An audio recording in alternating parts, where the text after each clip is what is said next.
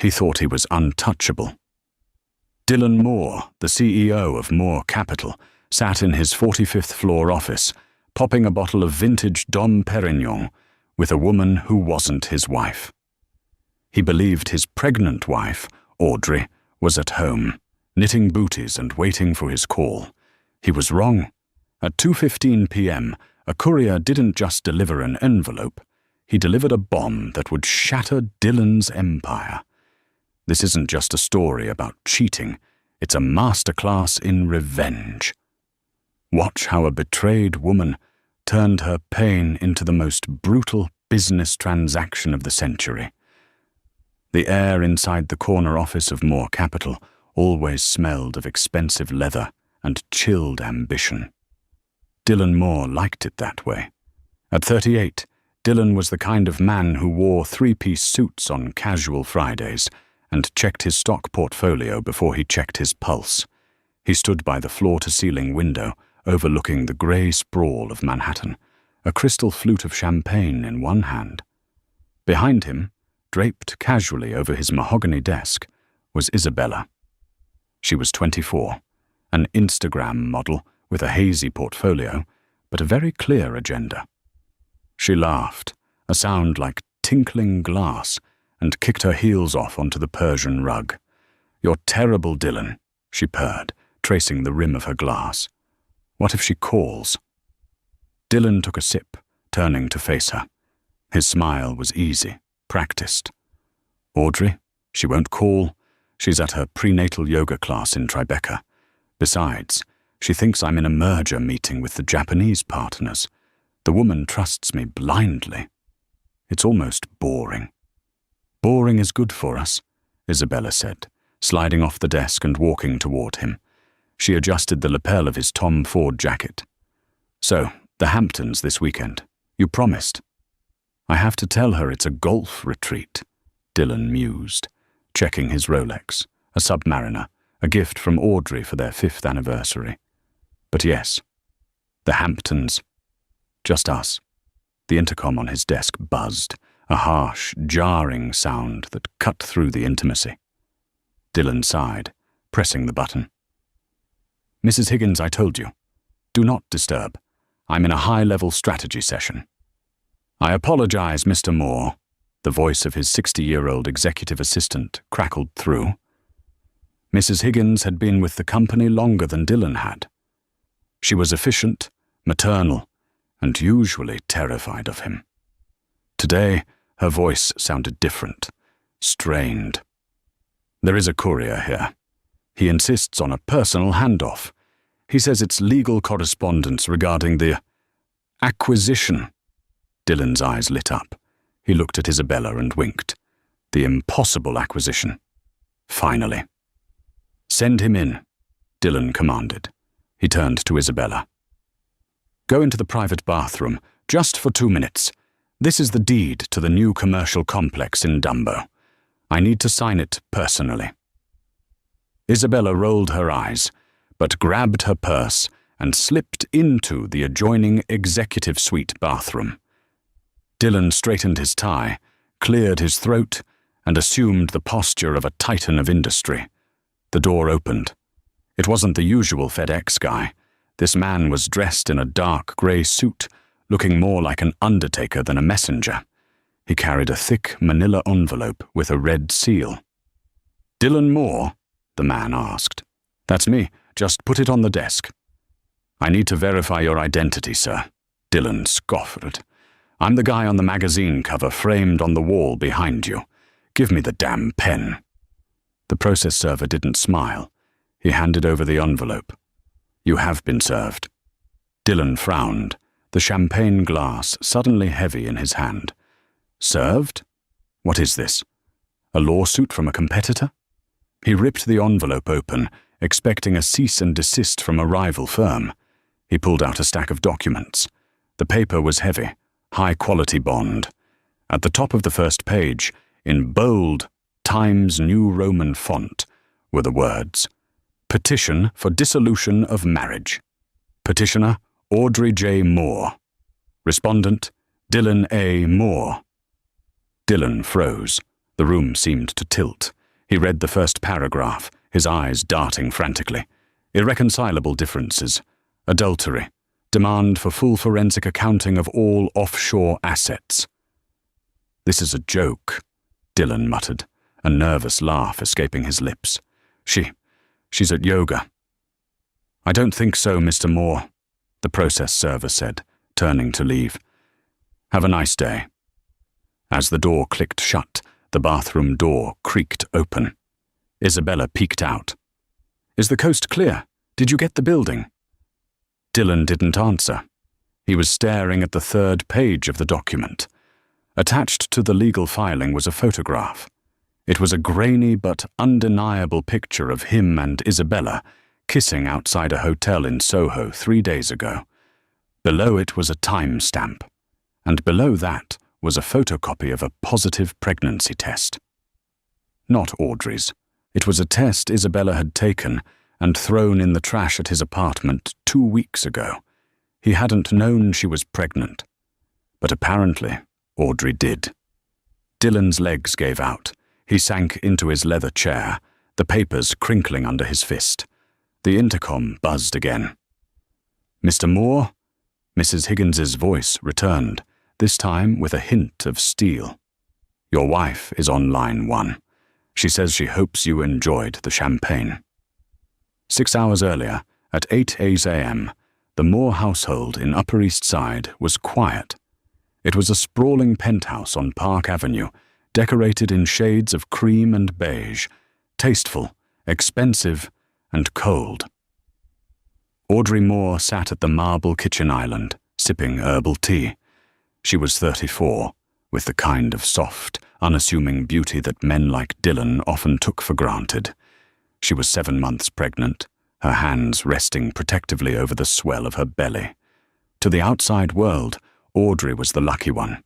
She had married the golden boy of Wall Street. She chaired 3 charities.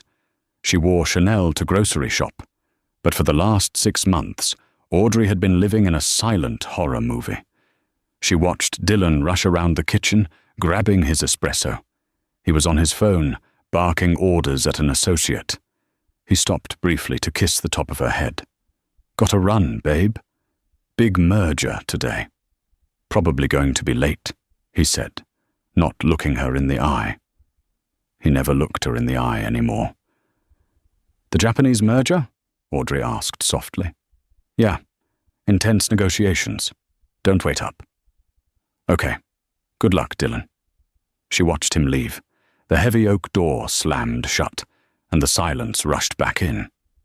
Audrey didn't move for a long time. Then she calmly set her tea down and picked up her phone. "He's gone," she said into the receiver. "We're ready when you are, Mrs. Moore," the voice of Arthur Abernathy replied. Arthur was not a divorce lawyer. He was a shark in a suit. He cost $500 an hour, and he was worth every penny. Audrey stood up, the phantom pain of heartbreak replaced by a cold, hard resolve. She walked to the hallway closet. Inside, hidden behind a row of winter coats, was a cardboard box. She pulled it out. It wasn't heavy. It contained the life she had secretly curated over the last 4 months. It started with a receipt she found in Dylan's jacket pocket for a bracelet she never received. Then, the late-night texts he thought he deleted. Then, the private investigator she hired, a former NYPD detective named Miller. Miller had given her the photos. He had given her the audio recordings, but the final nail in the coffin was what she found in the bathroom trash of the corporate apartment Dylan claimed he only used for late nights. A pregnancy test wrapper. Isabella. That was her name. Audrey had looked her up. She was young, vibrant, and everything Audrey felt she wasn't anymore. Audrey walked into the living room and looked at the wedding photo on the mantelpiece. They looked so happy. Dylan looked adoring. She picked up the frame. "You underestimated me, Dylan," she whispered. "You thought I was just the wife. You forgot I was the one who edited your business school thesis. You forgot I was the one who gave you the seed money from my inheritance to start Moore Capital. She didn't throw the frame. She didn't scream. She simply placed it face down on the marble. At 10 a.m. the movers arrived. They weren't there to empty the house. That would be too obvious, too messy. They were there to move her essentials. Just the nursery items and the master bedroom safe, Audrey instructed. She had opened the safe 3 days ago. Dylan, in his arrogance, used his birthday as the combination. She had removed her grandmother's jewelry, her passport, and, most importantly, the original copy of their prenuptial agreement. The prenup had a clause, inserted by her father's lawyer, which Dylan had laughed at 10 years ago. The infidelity clause. If Dylan were proven to be unfaithful, the division of assets wouldn't be 50-50. It would be 80-20 in her favor, and his controlling shares in Moore Capital would be placed in a trust for their children. By 1 p.m., Audrey was sitting in Arthur Abernathy's office in Midtown. The view from his window looked directly at Dylan's tower, 2 blocks away. "The papers are with the courier," Arthur said, adjusting his glasses. "He is scheduled to arrive at 2:15 p.m. Why that specific time?" Audrey smiled, a sad, thin smile. "Because every Friday at 2 p.m., Mrs. Higgins takes her lunch break. The relief receptionist lets anyone up if they look important. And at 2:15, Dylan always opens a bottle of champagne if he thinks he's had a good week. I wanted him to be toasting when his life fell apart." Arthur nodded, a flicker of fear and respect in his eyes. "You're a dangerous woman, Audrey." "I'm a mother," she corrected him, "and I'm protecting my child's future." She looked at her phone. She had one last text to send. It wasn't to Dylan. It was to Mrs. Higgins. Mrs. Higgins had always liked Audrey. Last Christmas, when Mrs. Higgins's husband was sick, Audrey had sent a specialist to their home, all expenses paid. Mrs. Higgins owed her. Text to Mrs. Higgins. 2:14 p.m. "He's with her in the office, isn't he? Please, Martha, put me through on the speaker after the courier leaves. I need to hear him lie one last time." Audrey watched the clock ticking on Arthur's wall. 2:14 p.m. 2:15 p.m. She picked up the office phone Arthur offered her. The line clicked. "Mr. Moore?" Mrs. Higgins's voice shook on the other end. "Your wife is on line 1. Audrey took a deep breath. She didn't cry. She didn't yell. "Hello, Dylan," she said, her voice steady as a surgeon's hand.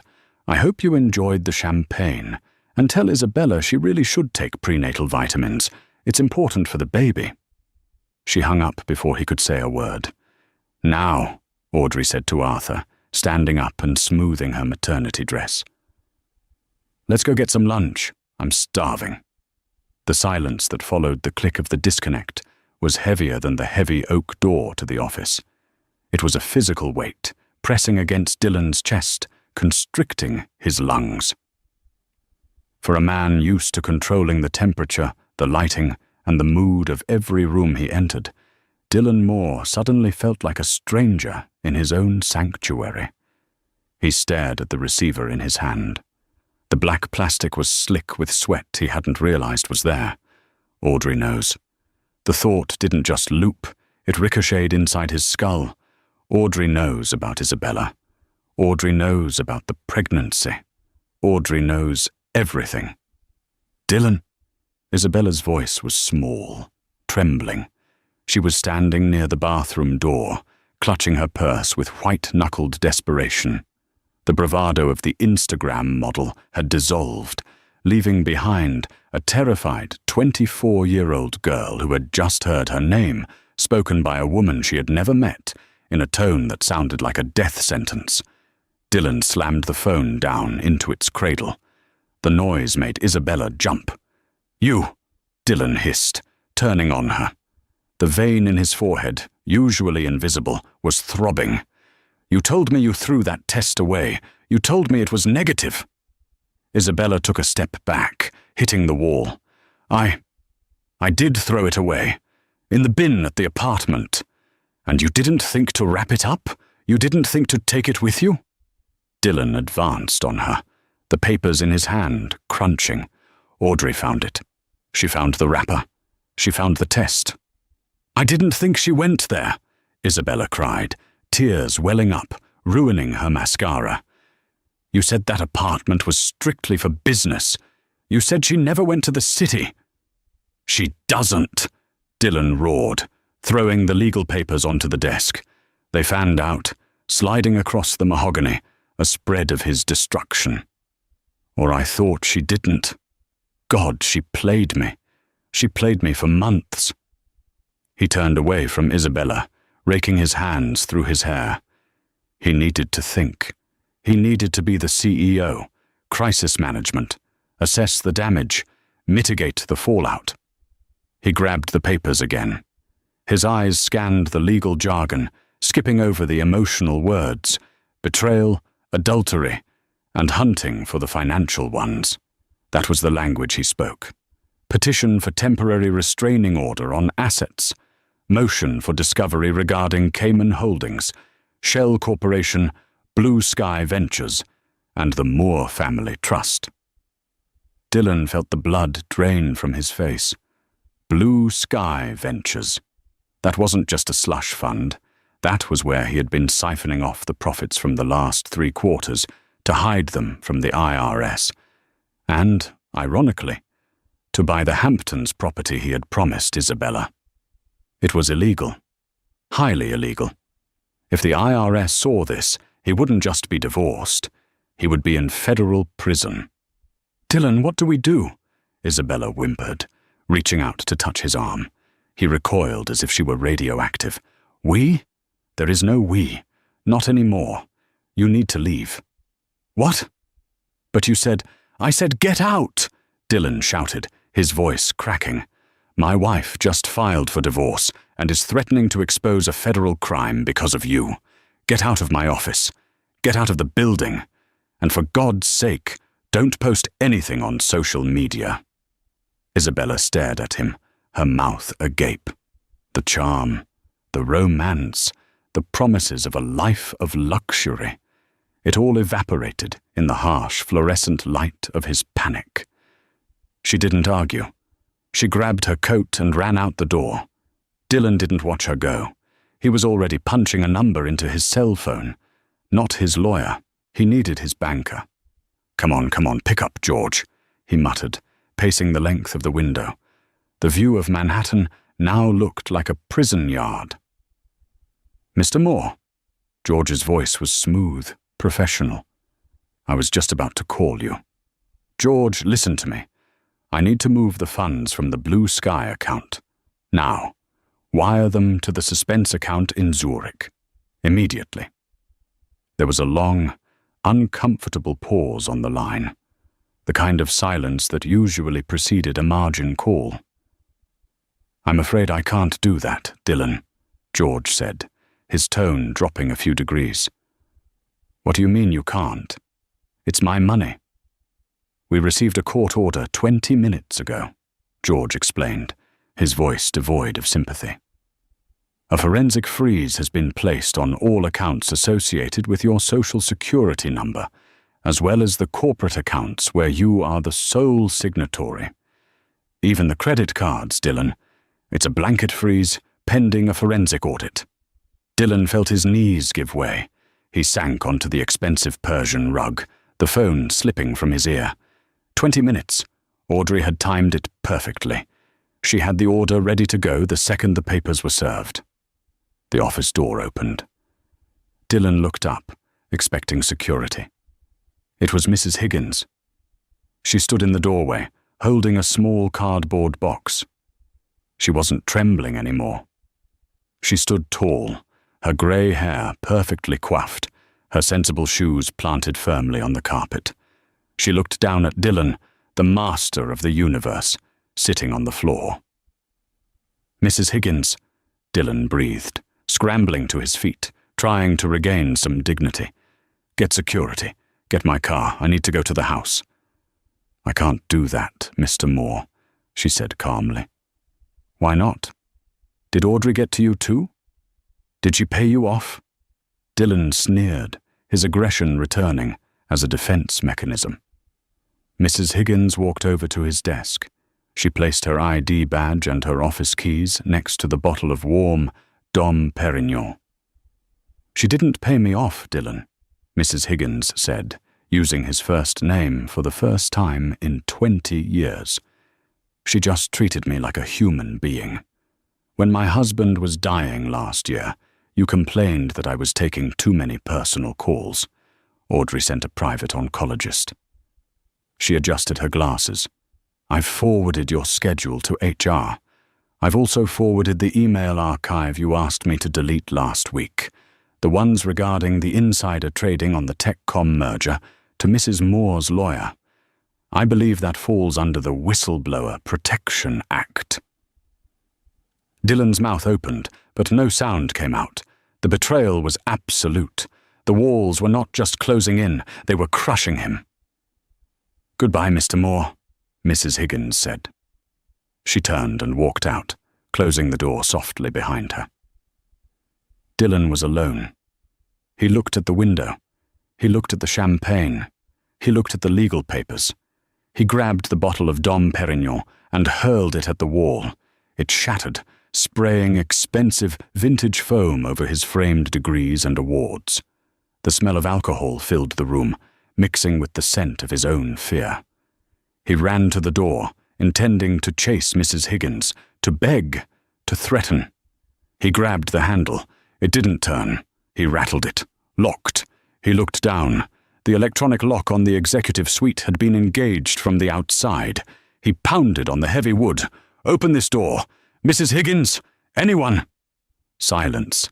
He was trapped in his glass tower, a prisoner of his own making, while 45 floors below, the city moved on, indifferent to the fall of a king.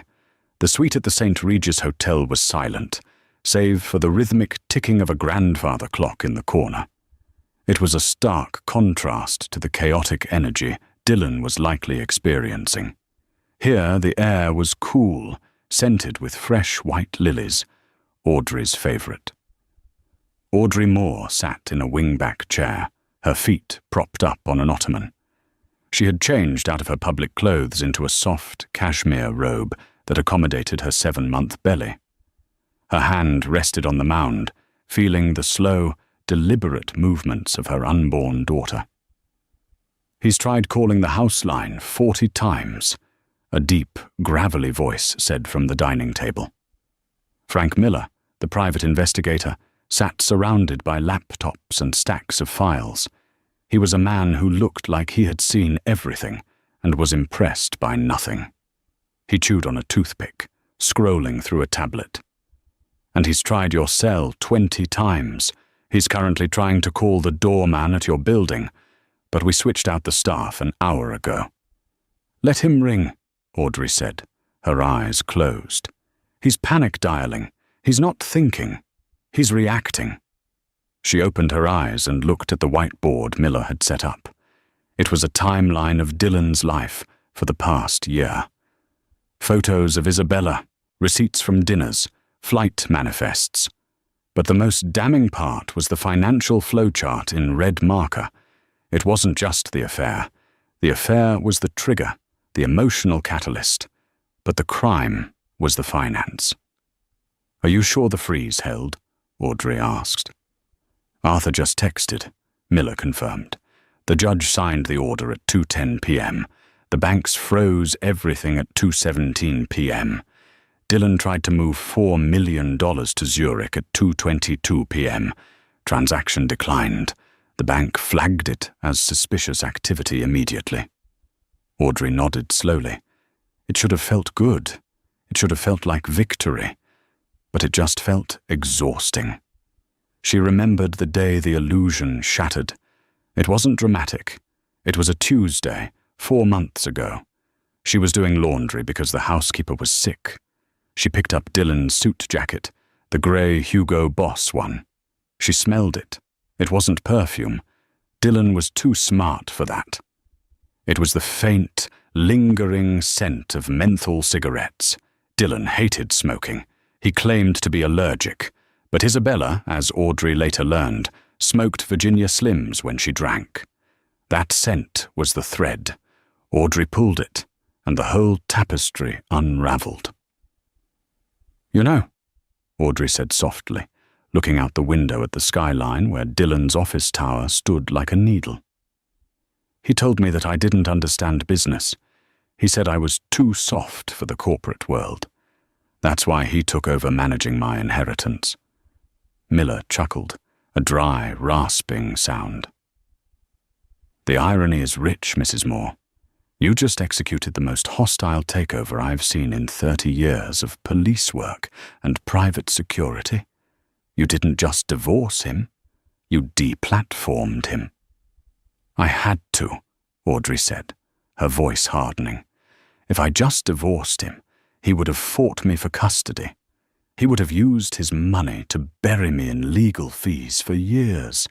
He would have dragged my name through the mud. The only way to win against a narcissist, Frank, is to take away his fuel." She shifted in the chair, a grimace of discomfort crossing her face as the baby kicked a rib. "Are you okay?" Miller asked, looking up with genuine concern. "I'm fine. She's just active today. She knows." Audrey rubbed her belly. "She knows her mother is fighting for her." There was a knock at the door, not the frantic pounding Dylan was doing, but a polite, rhythmic tap. Miller stood up, checking the peephole. "It's Arthur." He opened the door, and Arthur Abernathy swept in. He looked flushed, exhilarated. For a lawyer, this was the Super Bowl. "Audrey," Arthur said, placing his briefcase on the table. "It's pandemonium over there. My source in the building says security had to let him out of his own office because the electronic lock malfunctioned." Audrey allowed herself a small, cold smile. "Technology can be so unreliable." "Indeed," Arthur grinned. "But here is the news. The board of directors has called an emergency meeting for 8:15 a.m. tomorrow. They know about the freeze. They know about the potential embezzlement investigation. Stock prices are already wobbling in the after-hours trading." "Good," Audrey said. "They want to talk to you," Arthur said, his expression turning serious. "You own 20% of the company directly through your father's initial shares. But with the forensic accounting proving he used your money to fund Blue Sky, we can argue that his controlling stake is actually fruit of the poisonous tree. In short, Audrey, by tomorrow morning, you could be the majority voting power of Moore Capital." Audrey stared at the lawyer. This was the part she hadn't fully processed. She didn't want the company. She hated the company. It was the Mistress that had taken Dylan away long before Isabella arrived. "I don't want to run it, Arthur," she said. "You don't have to," Arthur said gently. "You just have to own it. Because if you own it, you control him. You control his severance. You control his narrative. You control whether he goes to jail or goes to rehab." Audrey stood up, walking to the window. The city lights were flickering on, a sea of diamonds. She thought of Dylan, not the monster he had become, but the man she married. The man who used to read poetry to her. The man who cried when they found out she was pregnant.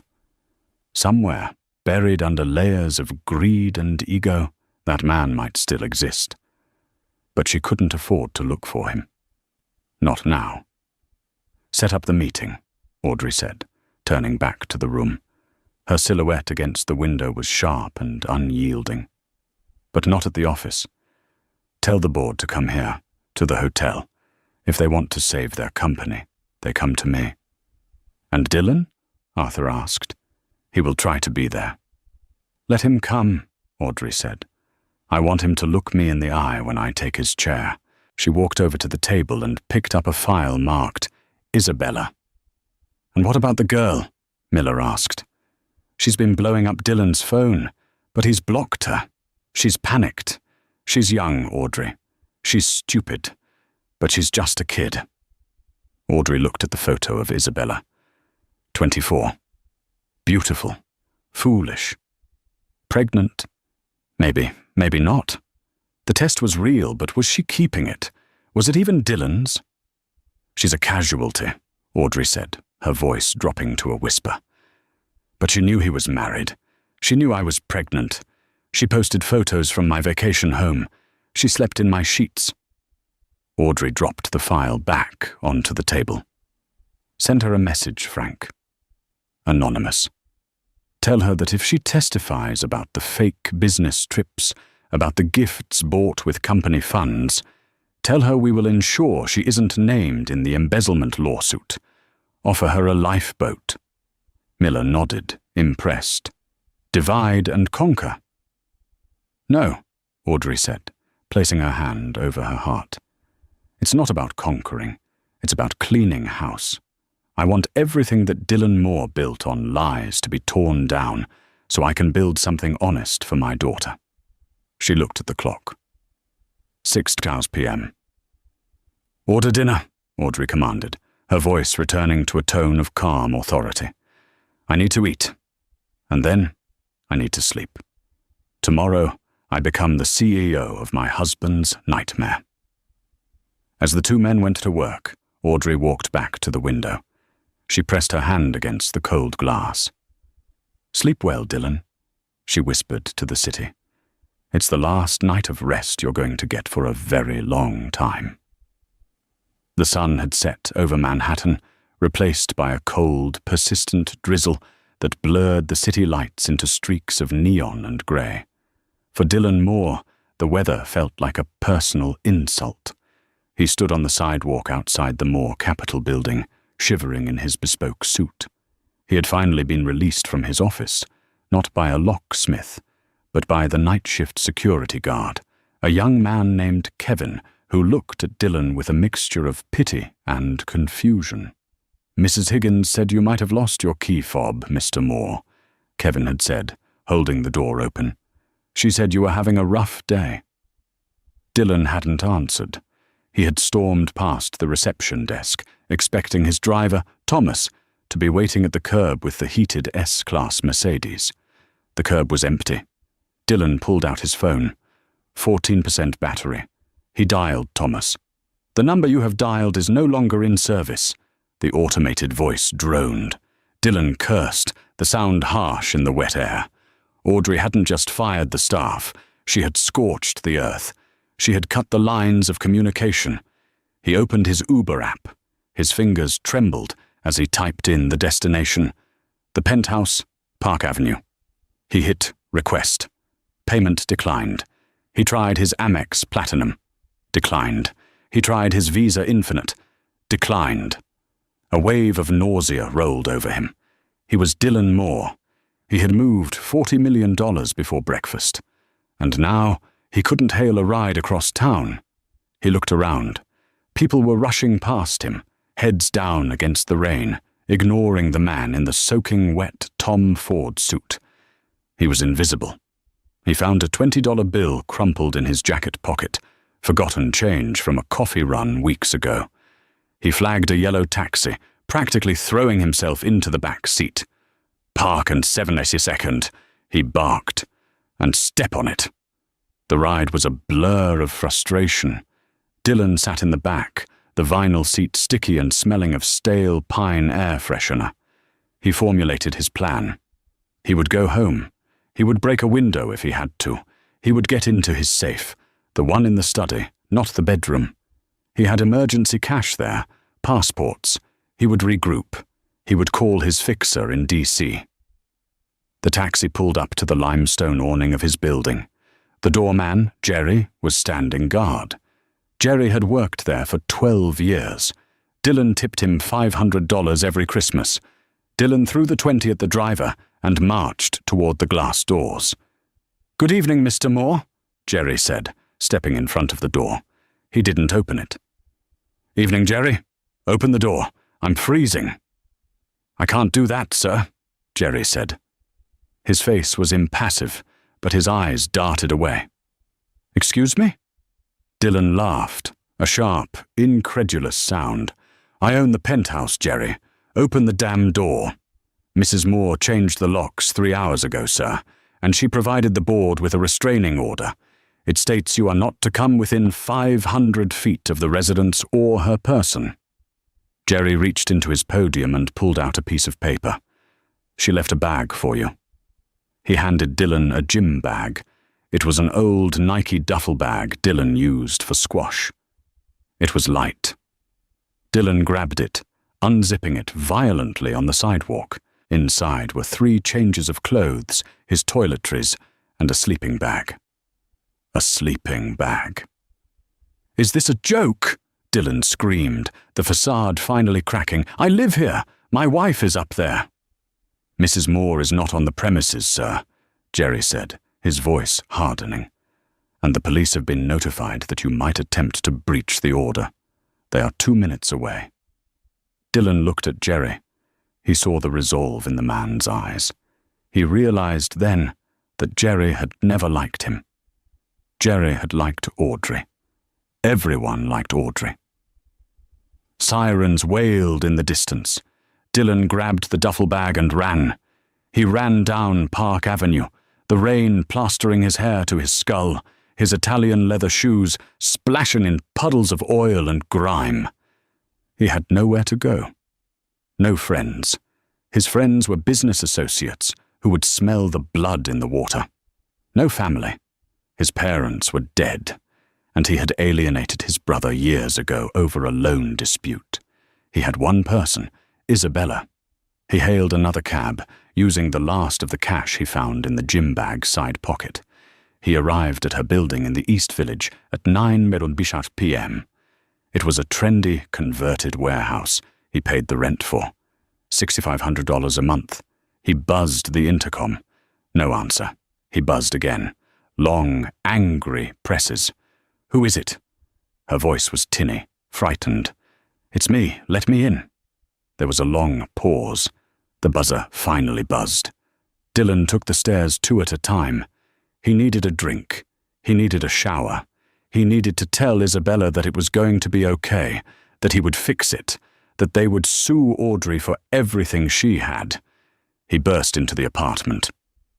"Pack a bag," he ordered, slamming the door. "We're going to a hotel, the St. Regis or the Plaza. I'll sort out the cards in the morning." Isabella was standing in the middle of the living room. She was already packing. But she wasn't packing for a hotel. She was packing everything. Suitcases were open on the floor. Boxes were taped shut. "We're not going to a hotel, Dylan," she said. She wasn't wearing the silk robe he bought her. She was wearing sweatpants and a hoodie. She looked young and tired. "What are you talking about?" Dylan dropped the gym bag. He walked to the kitchen, hunting for liquor. He found a bottle of vodka and took a swig straight from the neck.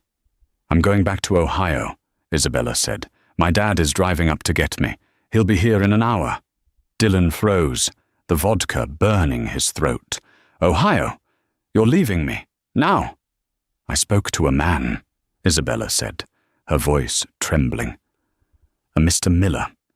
He called me right after you kicked me out of your office." Dylan's eyes narrowed. "Audrey's hired goon. What did you tell him?" "I didn't tell him anything. At first," Isabella said. She zipped up a suitcase. "But he told me about the lawsuit, Dylan. He told me about the embezzlement.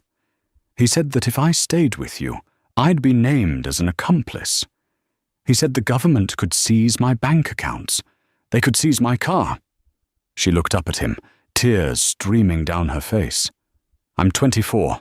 I can't go to prison, Dylan. I can't be broke." "I'm not broke!" Dylan roared, smashing the vodka bottle onto the counter. Glass exploded. "It's a temporary freeze. I have millions in offshore accounts." "Mr. Miller said those accounts are the evidence," Isabella whispered. "He offered me a deal.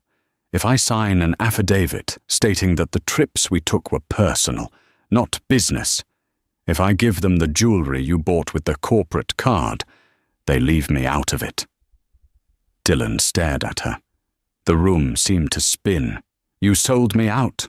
You threw me out of your office," she screamed back, her fear turning into anger. "You told me to get out. You didn't care about me, Dylan. You cared about your building. You cared about your money. You never loved me. You just loved that I made you feel young." She dragged her suitcase to the door. "My dad is waiting downstairs," she lied. She just wanted to get away from the look in his eyes. "Isabella, wait. The baby," Dylan stammered, reaching out. "We have a child." Isabella stopped with her hand on the doorknob. She looked back at him, her expression unreadable. "I took another test an hour ago," she said quietly. "It was negative. Maybe it was stress. Maybe it was a chemical pregnancy. Or maybe—" She trailed off. "Maybe I just got lucky."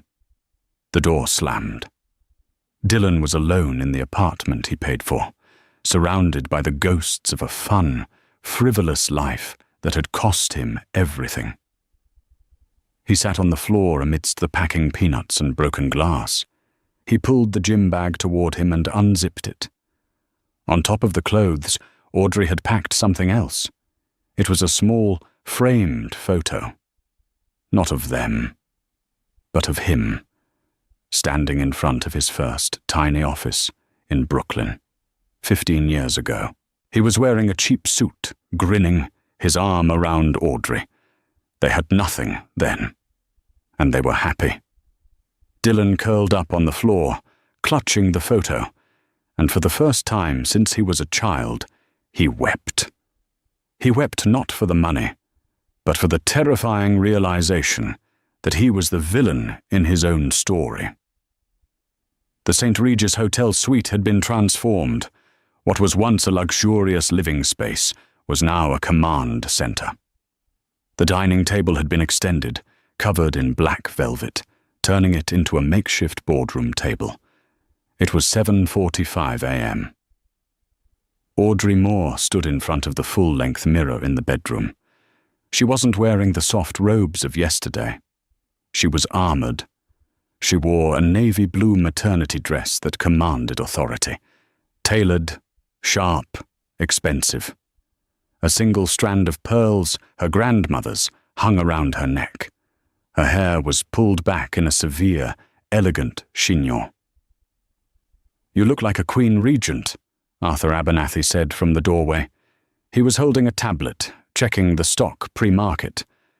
"Moore Capital is down 12%. The street is nervous. They need a leader." "They don't need a leader, Arthur," Audrey said, smoothing the fabric over her belly. "They need a savior, and they need a sacrifice. Today I give them both." She walked into the main room. Frank Miller was there, standing by the door like a sentinel. "The board is in the lobby," Miller reported. "All 7 of them. They look like they're attending a funeral." "Send them up," Audrey said. She took her seat at the head of the table. She didn't stand when they entered. It was a power move she had learned from Dylan. Make them come to you. The 7 men and 1 woman who comprised the board of directors of Moore Capital filed in. These were titans of industry, people who controlled billions. But as they looked at the pregnant woman sipping tea at the head of the table, they looked unsure. "Gentlemen, Margaret," Audrey nodded to them. "Please, sit."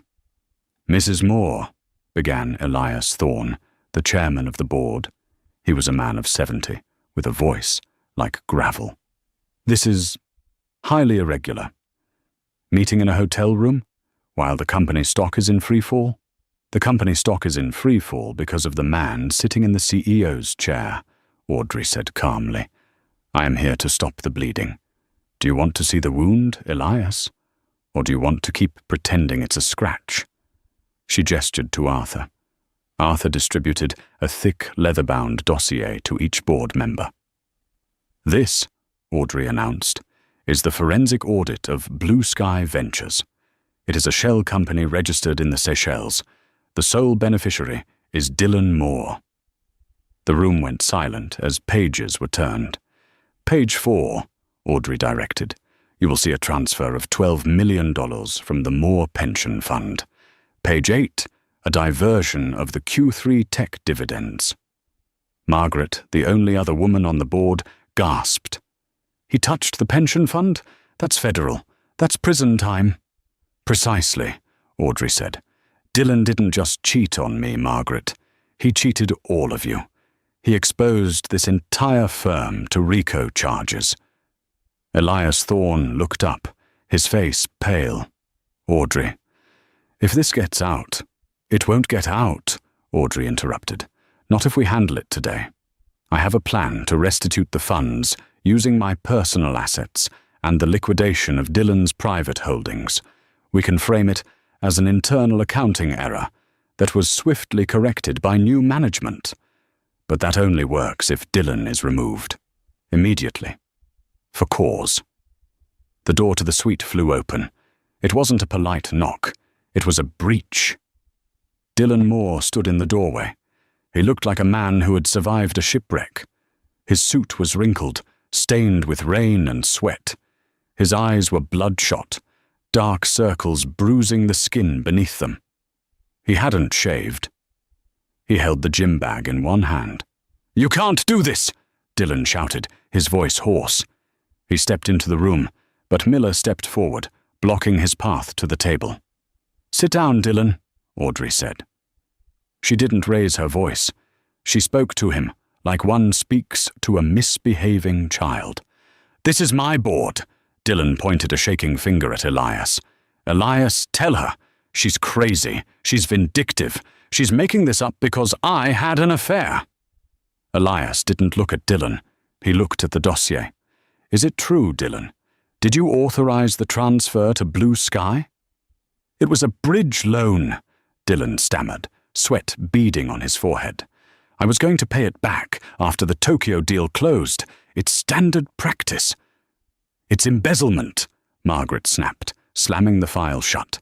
"You used the pension fund to buy a villa in the Hamptons, Dylan. We have the wire transfers." Dylan looked around the room. He saw the faces of his mentors, his peers. They were looking at him with disgust. Not because he stole, but because he got caught. Because he was messy. He turned his gaze to Audrey. She sat perfectly still, her hands resting on her stomach. "Audrey," he pleaded, his tone shifting from anger to desperation. "Baby, please, don't do this. We can work this out. Think of the company. Think of our child." Audrey stood up slowly. The room held its breath. "I am thinking of our child, Dylan," she said, her voice cutting through the tension like a diamond blade. "That is why I am ensuring her father doesn't bankrupt her future." She picked up a single sheet of paper from her side of the table. "This is the affidavit from Isabella Rossi," Audrey said. Dylan flinched as if he'd been struck. "She details the dates, the times, and the corporate funds used to facilitate your affair. But more importantly," Audrey looked him in the eye, "she confirms that you told her about the pension fund theft during a trip to St. Bart's, a trip paid for by this company. It was the final nail. The room knew it. Dylan knew it. Isabella hadn't just left him. She had handed Audrey the murder weapon." "I move for an immediate vote of no confidence," Elias Thorne said quietly, "and the immediate termination of Dylan Moore as CEO, effective this second." "Seconded," Margaret said. "All in favor?" Elias asked. Every hand in the room went up, even the ones Dylan thought were his allies. Dylan stood there, his hand still gripping the handle of the gym bag. He had built this room. He had chosen these people. And in 10 minutes, his wife had turned them all into his executioners. "You're fired, Dylan," Audrey said. Dylan opened his mouth to speak, but nothing came out. The fight had left him. The adrenaline crashed, leaving only a hollow, aching void. "Security is waiting in the hall," Audrey continued. "They will escort you out. You are not to return to the building.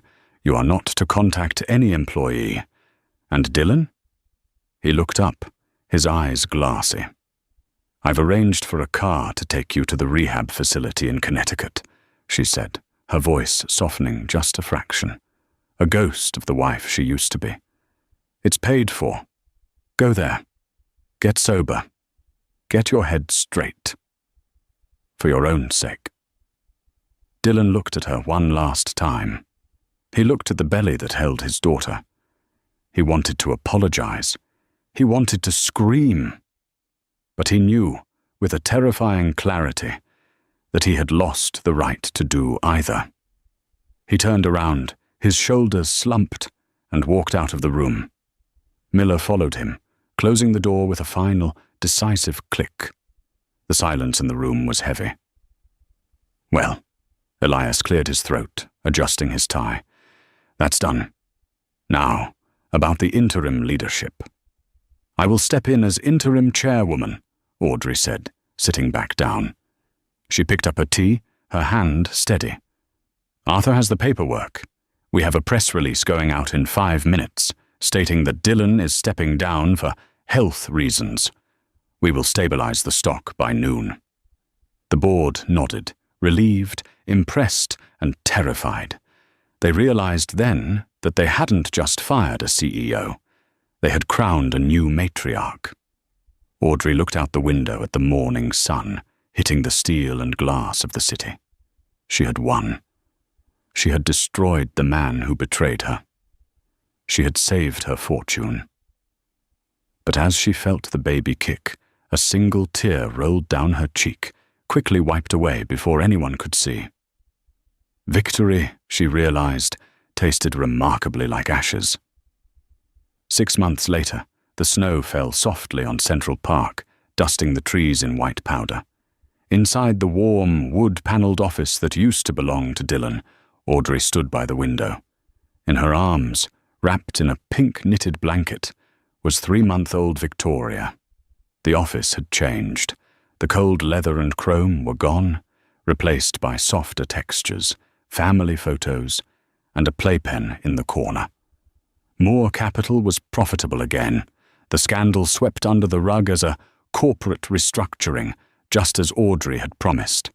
The intercom buzzed. It was Mrs. Higgins, who had been promoted to office manager. "He's here, Mrs. Moore," she said gently. "Send him in." The door opened. Dylan walked in. He looked different. The bloated look of expensive scotch and late nights was gone, replaced by a gaunt, sober sharpness. He wore a suit, but it was off the rack, not bespoke. He had been living in a rented 1-bedroom in Queens since his release from the facility in Connecticut. He stopped in the middle of the room, his eyes instantly locking onto the bundle in Audrey's arms. "She's beautiful," Dylan said, his voice cracking. "She looks like your mother." "She has your chin," Audrey said quietly, rocking Victoria. "And your stubbornness." Dylan took a step forward, then stopped, remembering the boundaries. "I signed the final papers downstairs. Arthur walked me through it. The 80-20 split. The trust fund for Victoria. It's all done." "Good," Audrey said. "I also signed the NDA," Dylan continued, wringing his hands. "I won't talk to the press about Isabella or the funds. I just want to start over, Audrey. I'm consulting for a small firm in Jersey. It's not much, but it's honest work." "I'm glad to hear that, Dylan. Truly." "Can I—" Dylan swallowed hard. "Can I hold her? Just for a minute? Before I go?" Audrey hesitated. She looked at the man who had shattered her world, and then she looked at the daughter who had saved it. Her anger had faded into a dull scar. It was still there, but it didn't bleed anymore. "Sit down," she commanded softly. Dylan sat on the sofa. Audrey walked over and carefully placed the sleeping baby in his arms. Dylan looked down at his daughter. Tears spilled onto his cheeks, silent and fast. For 5 minutes, the room was quiet. He held the weight of his own foolishness in his arms. He realized then that no amount of money, no young mistress, and no power trip was worth the warmth of this tiny life he had almost thrown away. "Time's up," Audrey said, reaching out. Dylan surrendered the baby. He stood up, wiping his face. He looked at Audrey, really looked at her, and saw the strength he had ignored for years. "I lost the best thing that ever happened to me," he whispered. "Yes," Audrey said, her voice devoid of malice, just stating a fact. "You did.